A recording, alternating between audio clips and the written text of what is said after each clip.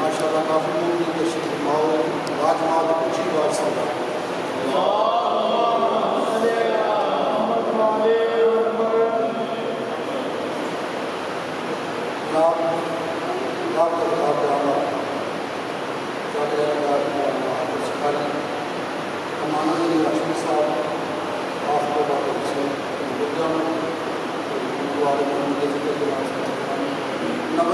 نعرہ تکبیر، نعرہ رسالت، نعرہ حیدری، حسینیت، یزیدیت، اہل بیت دے دشمن تے لعنت، دوواں جہاناں دی سائن دے دشمن تے لعنت، نعرہ صلوات۔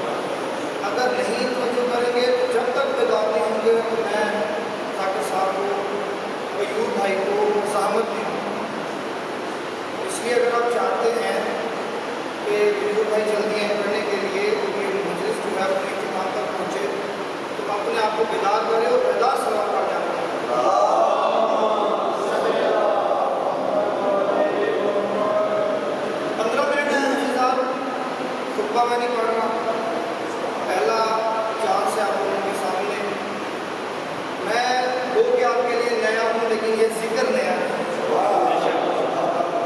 اس لیے امام صادق علیہ السلام ارشاد فرماتے ہیں کہ یہ نہ دیکھو کہ کون بول رہا ہے، بلکہ یہ دیکھو کہ کیا بول رہا ہے۔ آپ اگر توجہ کریں گے، اگر آپ مجھے ہر لفظ کے اوپر محسوس کریں تو انشاءاللہ معرفت آل محمد میں معراج ہوگا۔ معرفت آل تو عزیزاں، پہلا جملہ آپ کی گوشگزار کرنا چاہتا ہوں۔ اللہ کی ذات قرآن میں ارشاد فرماتی ہے وَمَا تَشَاءُونَ إِلَّا أَن يَشَاءَ، کہ تمہارے چاہنے سے کچھ نہیں ہوگا وہی جو میں چاہتا ہوں۔ تو رسول خدا کے زمانے سے لے کے آج تک تابوت میں اپنی ایڑی چوٹی کا زور لگا لیا کہ حسینیت کو ختم کر دیا جائے، لیکن کیا وہ کامیاب ہوا؟ وجہ کیا ہے؟ وجہ یہ ہے کہ اللہ قرآن میں کہتا ہے تم میرا ذکر کرو، میں تمہارا ذکر کروں گا۔ حسین نے کربلا میں اللہ کا ذکر بچایا ہے، اب قیامت تک حسین کا ذکر بچانا اللہ کی ذمہ داری ہے۔ تو جو بھی حسین کا ذکر کر رہا ہے وہ اللہ کی ذمہ داری ادا کر رہا ہے۔ تو اس لیے اپنے آپ کو تھوڑا نہ سمجھیں، بلکہ یہ دیکھیں کہ اس وقت آپ الہی کام کر رہے ہیں۔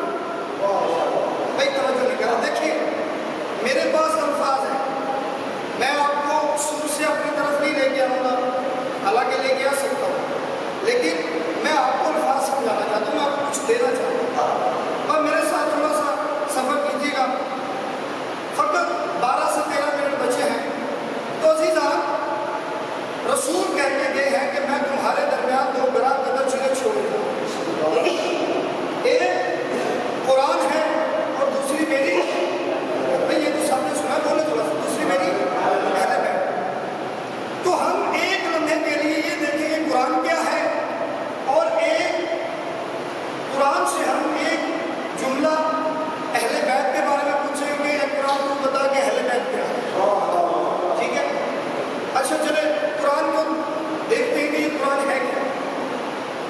جیسے ہی ہم نے پوری دنیا میں دیکھا کہ دنیا میں موجود کوئی بھی کتاب آپ جب چاہیں، جیسے چاہیں، جس وقت چاہیں، جس بھی حالت میں چاہیں اٹھا کے پڑھ سکتے ہیں، لیکن جیسے ہی آپ نے قرآن کو ایسی حالت میں اٹھا کے پڑھنا چاہا تو فوراً قرآن سے آواز آئی لا یمسہ الا المطہرون، کیا تم طاہر بھی ہو جو اس کو ہاتھ لگا رہے ہو؟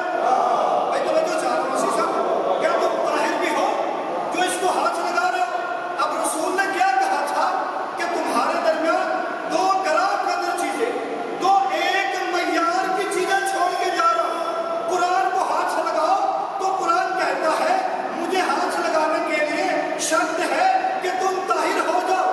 اب پتہ چلا کہ اللہ نے قرآن میں کیوں کہا کہ اے اہل بیت محمد میں نے تجھ سے رچ کو دور کر دیا۔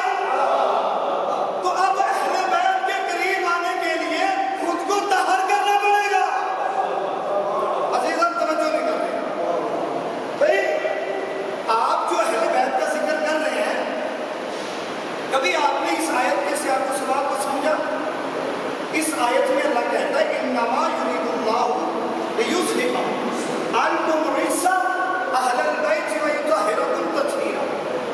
اللہ کہتا ہے بے شک میں نے اہل البیت سے رجس کو دور رکھا، کر نہیں دیا، کیا وہ جاتا ہے جس کے پہلے قریب ہو بعد میں دور کیا جائے۔ اللہ نے اہل بیت سے رجس کو دور رکھا ہے، یعنی پہلے بھی دور تھا، اللہ نے مزید دور کر دیا۔ اب اس کو دور کیسا ہے؟ توجہ چاہو،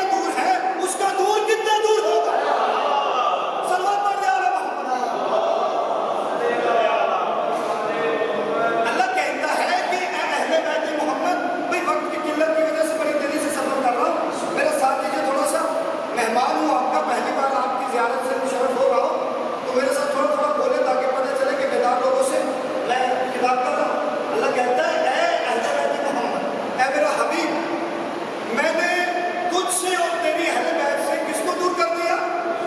رچ سے، رچ کو دور کر دیا. توجہ چاہ رہا ہوں، میرے ساتھ بولیں گے پھر آگے بڑھوں گا. کس کو دور کر دیا؟ رچ کو دور کر دیا. اب آپ کتنے خوش قسمت ہیں جو اہل بیت کے ذکر میں بیٹھے. بھائی کتنے خوش قسمت ہیں کہ اہل بیت نے آپ کو اپنے قریب کر لیا.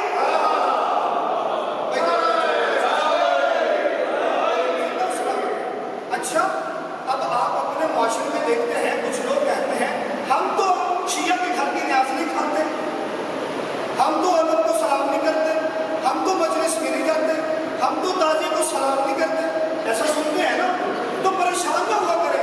اللہ کا وعدہ ہے کہ اہل بیت محمد کو رچ سے دور رکھوں گا. جو بھی ان سے دور ہے سمجھ جانا وہی رچ ہے. صلوات پڑھ جا رہے محمد کی. عزیزم تھوڑا سا بیدار ہو جائیے. میرے پاس فقط 8 منٹ بچے ہیں. یہ میری عادت ہے. الحمدللہ مجھے بچوں کو پڑھاتے ہوئے 20 سال ہو گئے. ممبر رسول میں پڑھتے ہوئے یہ 5واں سال ہے.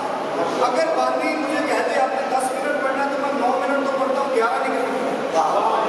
توجہ چاہو، میرے پاس 7 منٹ ہے تو آپ میرا ساتھ دیجیے تاکہ میں آپ کو کچھ دیں.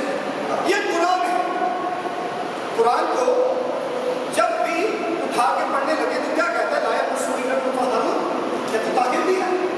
اچھا، وضو کر کے قرآن کو پڑھنا شروع کیا. قرآن کو تیز تیز پڑھنا شروع کیا تو پھر آواز آئی ورتل القرآن ترتیلا. ٹھہر کے پڑھو. پروردگار کتنا ٹھہر کے پڑھیں بھائی جو قرآن سے واقف ہے. اگر شیعہ قرآن سے واقف نہیں ہے تو پھر کون ہے؟ بھائی ان کے تو رہبر ہی ناطق قرآن ہے. یہ تو بات نہیں ان کو ہے کہ جن کو قرآن پڑھنے کے لیے جسم کی ضرورت نہیں.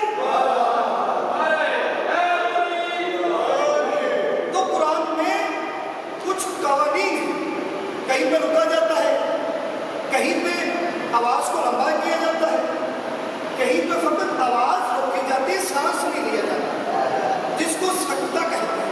کیا کہتے ہیں؟ یہ میں نے تھوڑے سے قانون بتائے، ان کے اوپر توجہ کیجیے گا. جیسے قرآن کو اٹھا کر پڑھنا شروع کیا، اب اردو، عربی، فارسی زبان سمجھنے اور بولنے والا بندہ جب بھی 3 الفاظ کو دیکھے گا، الف، لام اور میم کو، قبلہ جب بھی دیکھے گا تو پڑھے گا علم. بھائی پڑھے لکھے حضرات موجود ہے، کیا بولے گا؟ علم. لیکن جیسے ہم نے قرآن کو اٹھا کے پڑھنا شروع کیا، سورہ بقرہ کا پہلا حرف الف لام میم کو ہم نے علم پڑھا. اللہ نے کہا دیکھو یہ میرا قرآن ہے، اس میں میرا قانون چلے، تمہارا قانون نہیں چلے. مالک کیسے پڑھے اس کو؟ آواز قدرت آتی ہے، اس کو کھینچ کے پروردگار کتنا کھینچ کے آواز آئی 4 الف کے برابر. کیسے؟ الف لام میم. توجہ ہے نا بھائی؟ توجہ ہے نا؟ یہی الف لام میم جب ہم 30ویں سپارے میں جاتے ہیں، سلامت رہے بات، جب ہم 30ویں سپارے میں جا کر اسی الف لام میم کو ہم نے پڑھنا چاہا، الف لام، آواز قدرت ہے. دیکھو میں نے کہا تھا یہ میرا قرآن ہے، اس میں میرا قانون چل رہا ہے. اللہ نے کہا کہ دیکھو ادھر اس کو کھول کے پڑھنا تھا، ادھر اس کو ملا کے پڑھنا ہے. مالک کیسے پڑھے؟ آواز قدرت آتی ہے، وہاں کھول کے پڑھا، یہاں ملا کے پڑھو. پروردگار کیسے؟ آواز آتی ہے پڑھو الم نشرح لک صدرک. آواز آتی ہے پڑھو الم تر کیف فعل ربک باصحاب الفیل. تو جو ہے یہ عزیزہ، اللہ کی ذات بتا رہی ہے کہ دیکھو جس کو میں چھوڑ دوں اس کو جدا کوئی نہیں کر سکتا، جس کو میں جدا کر دوں اسے چھوڑ کوئی نہیں سکتا. اللہ سمجھانا یہ چاہتا ہے کہ جس کو میں چادر کے نیچے جمع کر دوں ان کو الگ کوئی نہیں کر سکتا،